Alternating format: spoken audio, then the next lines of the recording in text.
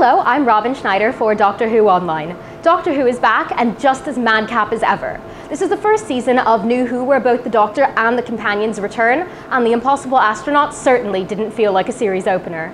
After receiving Tardis blue envelopes, Amy, Rory and River Song were off to some planet called America where everyone has 3 names and carries guns. Of course, the scene to start with is the Doctor's death. The 1103-year-old Doctor seems to know exactly who is inside the Apollo-era spacesuit, as he remains unfazed when the astronaut's visor lifts. It's a brutal death, with the astronaut shooting the Doctor twice, once during his regeneration cycle. My new hero, Captain Everett Delaware III, arrives just in time, bearing the 4th little blue envelope and a canister of gasoline, so they can send the Doctor off with a Viking-style funeral. It's a new season, and the Doctor is dead less than 10 minutes in. But of course, Moffat cleverly manipulates time, and the recipient of the last little blue envelope is none other than the Doctor, the same age that he was last season. We've jumped ahead in his timeline, totally shifting the dynamic of the show. With Amy, Rory and River bound together by the powerful secret of the Doctor's death, Moffat introduces the question of trust. Everyone has secrets, no one is expendable, and anyone could cause the universe to end at any moment.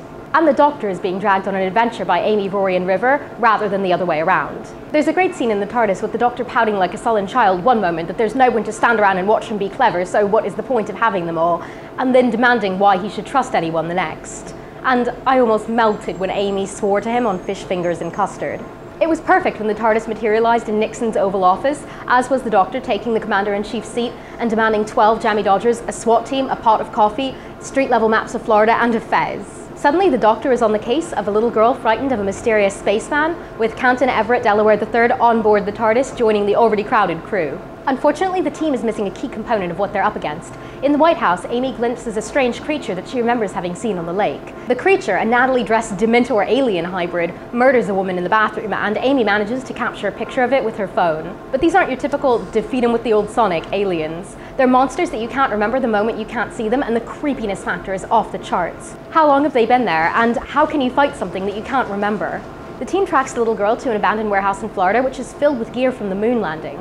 River and Rory go off exploring a network of underground tunnels and wind up in what looks like the alien spaceship from The Lodger. And Amy tells the Doctor that she's pregnant, just as the astronaut appears. She reaches for a gun and shoots, in time for the astronaut to raise its visor and reveal a little girl. What I liked? River Song absolutely stole this episode. Her doomed backwards love story with the Doctor has always taken a backseat, but I have a suspicion that it's going to be crucial this season, and that Moffat has been planning it all the way back since Silence in the Library. I also loved how they changed the been there, done that dynamic of the team by adding an American ex-CIA agent, which adds so many more levels of secrets. The dialogue didn't take itself too seriously, and Matt Smith has really gotten into his role as the Doctor, although the guy who played Richard Nixon, the impression was a little weird. What I didn't like? I think we could have handled a 2-hour season opener. The cliffhanger seems like a ratings gimmick, and if it was, there's really no way for New Who fans to understand the series with this episode as an introduction. Still, it was a phenomenal effort all around and an interesting direction in which to take the series. I just hope that next week's episode has answers, because I'm not sure I can take any more questions. Let me know what you think in the comments or over on the forums at Doctor Who Online, and thanks to the Brooklyn Way Station for letting us shoot in their bar.